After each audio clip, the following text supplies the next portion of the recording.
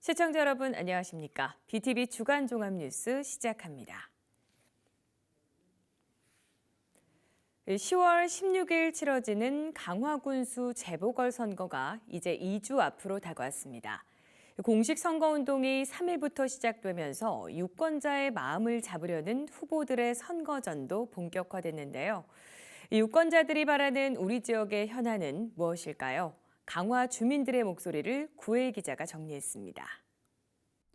10여일 앞으로 다가온 강화군수 재보궐선거. 국민들이 해결을 바라는 현안은 뭘까? 가장 시급한 건 교통 문제입니다. 지하철이 없는 건 물론이고 인천과 서울을 잇는 대중교통도 태부적입니다. 때문에 인천 지하철이나 서울 지하철을 강화까지 연장하길 희망합니다. 또 서울을 잇는 강화 계양 고속도로와 인천공항을 오갈 수 있는 강화 영종 연도교 건설 사업도 속도가 붙길 기대합니다. 특히 최근엔 서울을 오가는 유일한 직행버스인 3000번 버스가 교통 분야 핵심 이슈로 부상했습니다.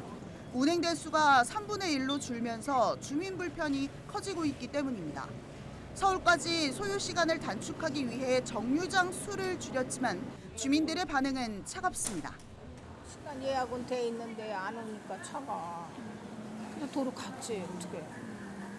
시간 예약한 시간에 못 들어가니까. 네, 그래서 오늘 다시 나왔는데 오늘도 역시 마찬가지 안 오네. 20분 기다린 거다. 20분. 시간이 많이 줄어든 것 같지는 않아요.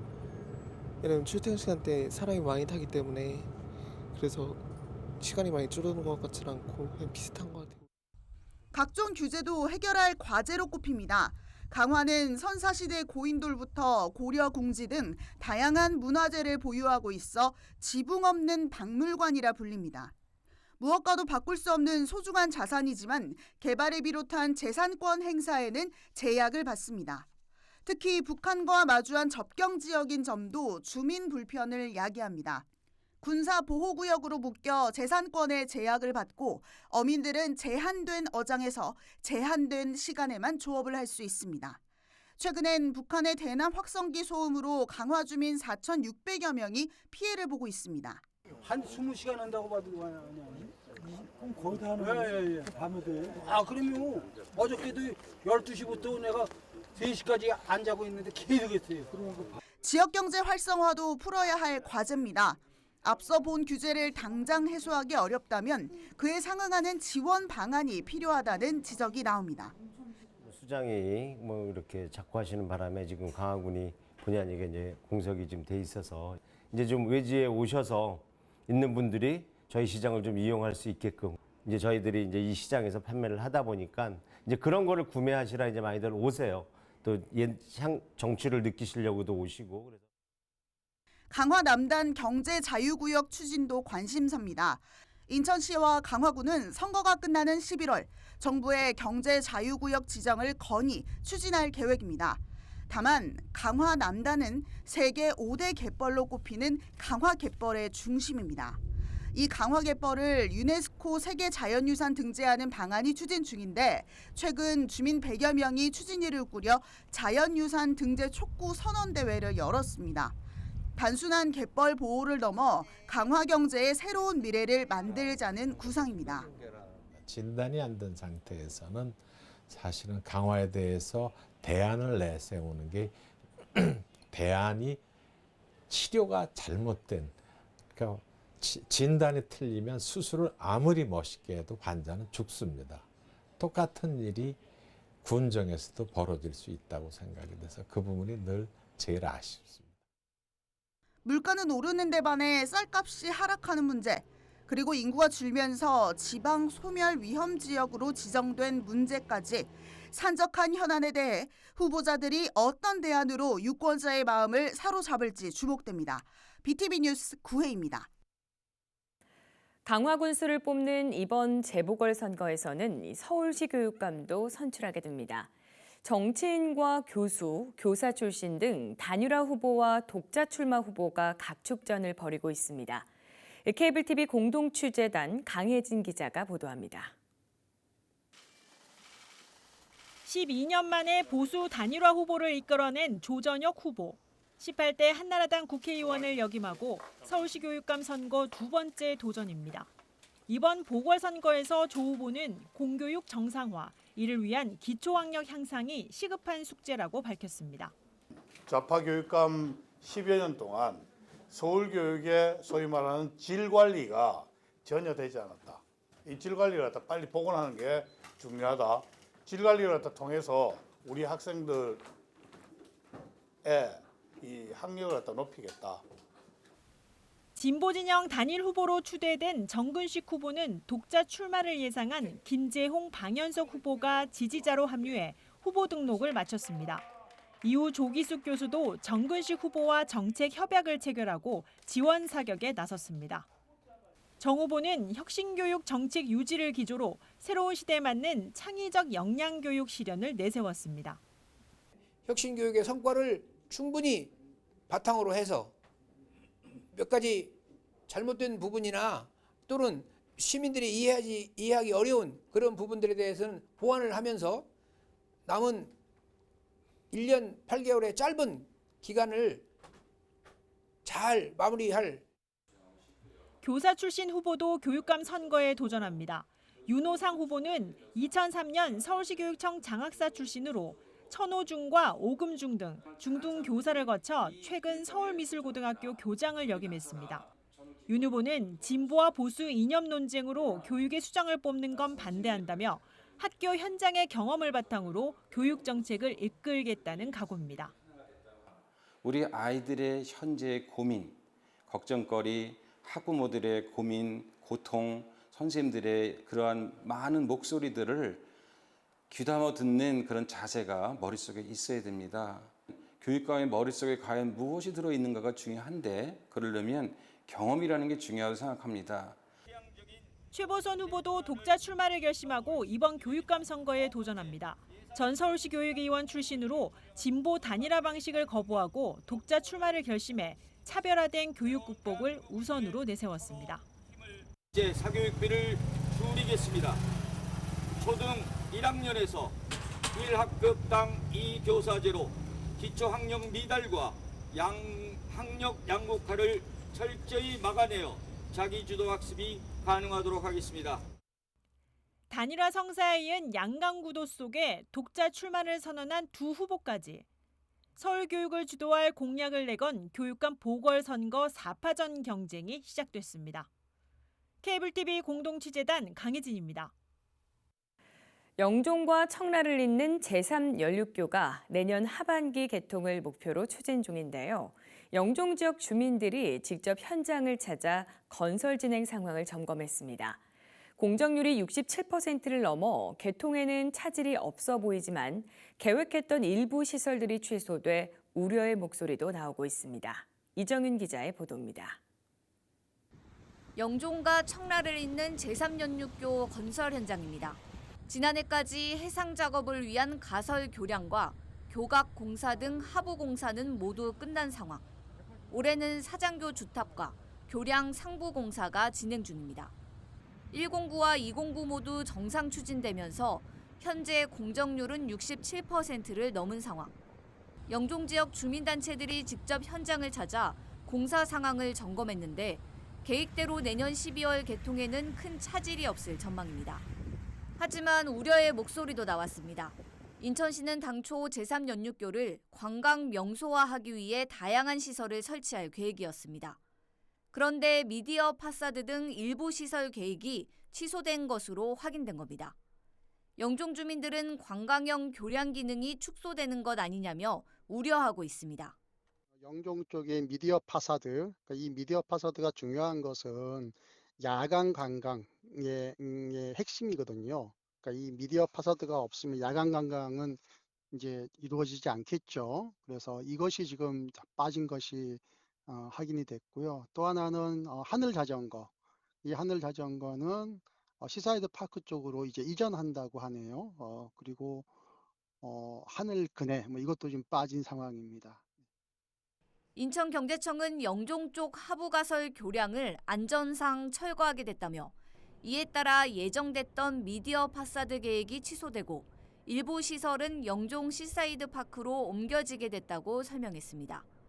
그러면서 해상 전망대 등 주요 시설은 당초 예정대로 설치한다고 밝혔습니다. BTV 뉴스 이정유입니다. 주민 참여 예산은 예산 편성과 집행 등 예산 과정에 주민이 참여하는 제도인데요. 인천에서는 이 주민 참여 예산을 두고 논란이 일었죠. 지난 민선 7기 때 주민 참여 예산 규모가 35배 늘었고 위법하게 쓰였다는 의혹이 제기됐기 때문인데요. 인천시는 감사 결과 여러 위법 사항이 확인됐다며 경찰에 수사를 요청하기로 했습니다. 이정은 기자의 보도입니다. 지난 민선 7기 주민참여 예산 집행 실태를 감사한 인천시. 감사 결과 여러 위법 사항을 확인했다고 밝혔습니다. 인천시는 우선 주민참여 예산 지원센터 운영에 문제가 있었다고 판단했습니다. 특정 단체의 관련자들이 센터 설치를 요구했고 이 단체가 센터의 민간 위탁 사업자로 선정됐다는 겁니다. 또 특정 단체 관련자들을 채용해 수당을 지급한 데다 강사 선정과 수당 지급 과정도 부적정한 것으로 드러났습니다. 주민참여 예산 관련 활동 경력이 없는 자들을 선정하여 강사비를 지급하였고 강사 등급을 실제와 다르게 선정하여 과다하게 지급하였으며 교육 일자가 다름에도 각각의 서명 원부에는 마치 복사해서 붙여놓은 것처럼 동일한 서명이 발견되는 등 허위로 의심되는 강사비를 지급한 사항도 확인하였습니다. 지난 2019년부터 2023년까지 추진한 평화도시 조성 공모사업. 이 또한 특정 민간단체 주도로 추진한 것으로 판단했습니다. 5년 동안 19개 단체에 10억 원을 지급했는데 이 중 7개 특정 단체에 절반 가까이 지원한 것으로 확인됐습니다. 보조금 집행 과정에서도 위법 사항이 확인됐다는 게 인천시의 설명입니다. 물품 구입 및 인쇄 등 지출 시 과다 구입이 의심되나 납품 사진, 제작 내용 등 증빙 자료가 부족하고 보조 사업자의 임직원 운영 업체와 부당한 내부 거래를 하거나 계약 절차를 위반하여 특정 업체 및 업체 임직원에게 대가를 지급하는 등 부적정하게 집행된 사항을 확인하였습니다. 인천시는 이번에 적발된 위법 사항 등에 대해 시정 3건, 주의 11건, 개선 통보 7건 등 행정 조치를 할 예정입니다. 특히 민간 위탁 사업과 보조금 선정 집행 관련 의혹에 대해서는 수사를 요청하기로 했습니다. BTV 뉴스 이정윤입니다.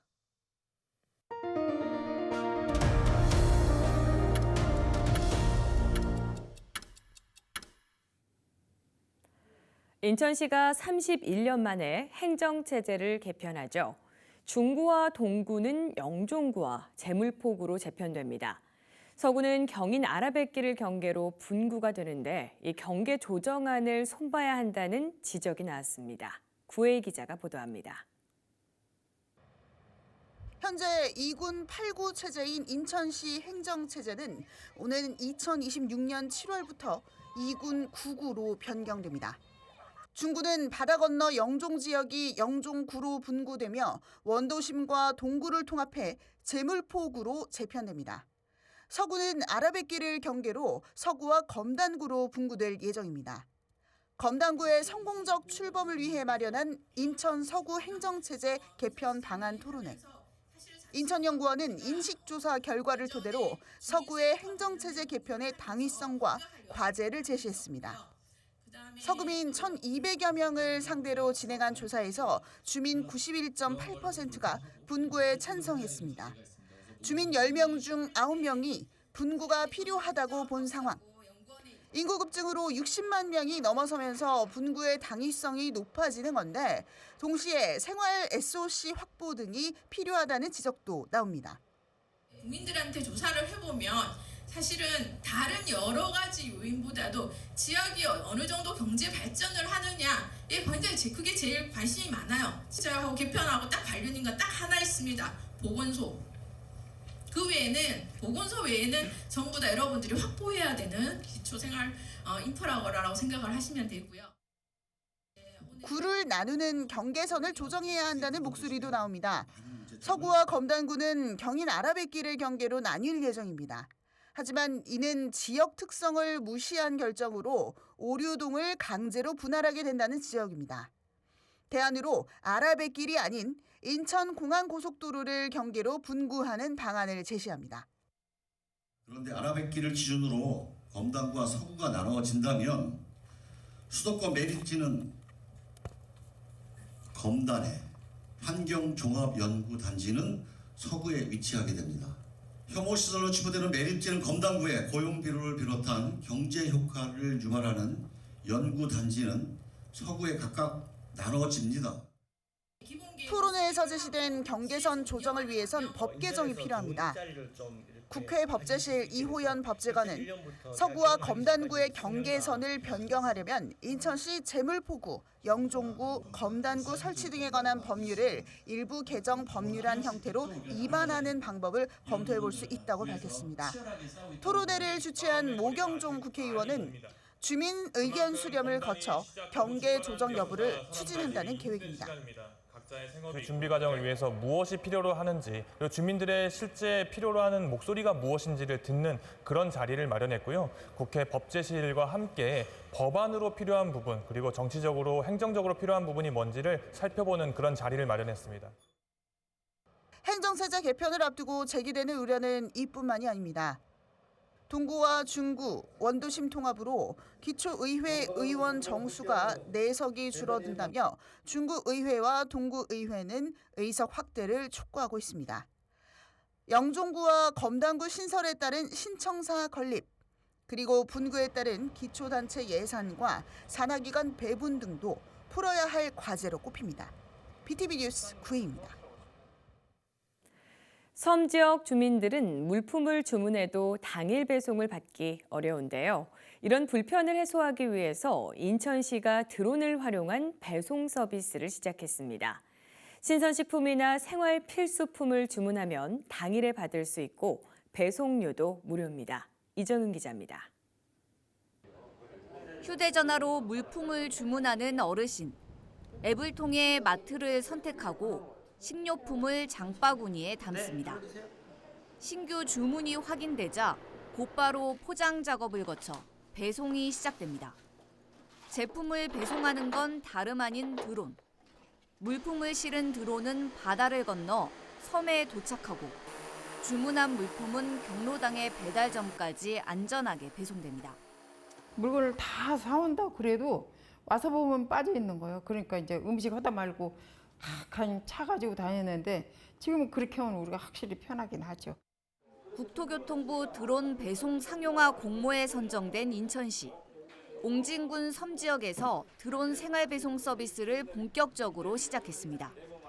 섬 지역 주민들이 편리하게 이용할 수 있도록 배송비도 무료입니다. 올해 본격적으로 전국 14개 지자체에서 시행을 하고 있습니다. 그중에서 이 인천 지역은 섬 지역 배송에 있어서 굉장히 중요한 지역입니다. 인구도 많고 또 섬도 많기 때문에. 드론 배달 서비스는 우선 덕적도와 소야도에서 이용할 수 있습니다. 배송 품목은 옹진농협 하나로마트 3kg 이내의 물품 250여 개. 10월부터는 자월도와 대이작도, 문갑도, 구럽도까지 드론 배송 서비스를 제공합니다. 인천시는 올해 시범 운영 결과를 토대로 내년에는 사업을 더 확대해 나갈 계획입니다. 품목 수하고 그다음에 그 무게를 좀 더 늘리는 작업과 그다음에 시민들께서 좀 편리한 지역에서 물품을 받을 수 있도록 그런 작업을 좀 확대해 나갈 계획입니다. 인천시는 해상 배송뿐만 아니라 육지와 섬을 연결하는 드론 물류 배송 실증 사업도 추진합니다. BTV 뉴스 이정유입니다. 노인 인구가 늘면서 치매 등 노인성 질환자가 크게 증가하고 있죠. 이 때문에 지자체들이 구립요양원 건립에 나서고 있는데요. 동구도 예산 181억 원을 들여서 99병상 규모의 구립요양원을 지을 예정입니다. 이정은 기자입니다. 동구에 거주하는 65세 이상 노인은 15,240명. 전체 인구의 26.4%에 달합니다. 노인 인구가 계속 늘면서 치매 등 노인성 질환자도 증가하는 상황. 동구는 초고령화 사회에 대비해 구림요양원을 짓기로 했습니다.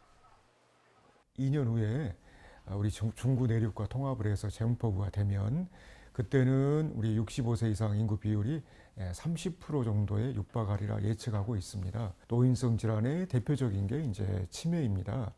근데 이제 치매에 걸리게 되면 본인뿐만 아니라 온 가족이 다 어려운 상황에 이제 부딪히게 됩니다. 동구 구림요양원 건립에 필요한 사업비는 181억 원으로 최근 국비와 시비도 확보했습니다. 요양원 부지는 동구 치매 안심센터 일대, 센터 주차장의 연면적 3,200제곱미터, 99병상 규모로 짓는다는 계획입니다. 일반 병실은 한 87병실, 그다음에 치매 병실은 한 12병실 정도 예측을 하고 있습니다. 이제 이렇게 지어지면 우리 어려움을 겪고 있는 우리 어르신들에 대해서 좀 더 이 어려움을 좀 해소시켜 드릴 수 있을 것 같고, 요양 돌봄 서비스의 어떤 표준화된 기준을 저희가 좀 만들 수 있지 않을까. 현재 운영 중인 인천 지역 구림요양원은 중구와 옹진군뿐입니다. 다른 지자체들도 구림요양원 건립을 추진 중인데 서구는 2026년, 연수구는 2027년, 동구는 2028년에 문을 열 예정입니다. 동구는 2026년 착공을 목표로 내년 상반기까지 모든 행정 절차를 마친다는 계획입니다. 동구에 구림요양원이 건립되면 인천의료원, 치매 안심센터와 연계한 원스톱 돌봄 서비스가 제공될 것으로 기대됩니다. BTV 뉴스 이정유입니다. 이번 주 준비한 소식은 여기까지입니다. 이상으로 BTV 주간 종합 뉴스를 마칩니다. 시청해주신 여러분 고맙습니다.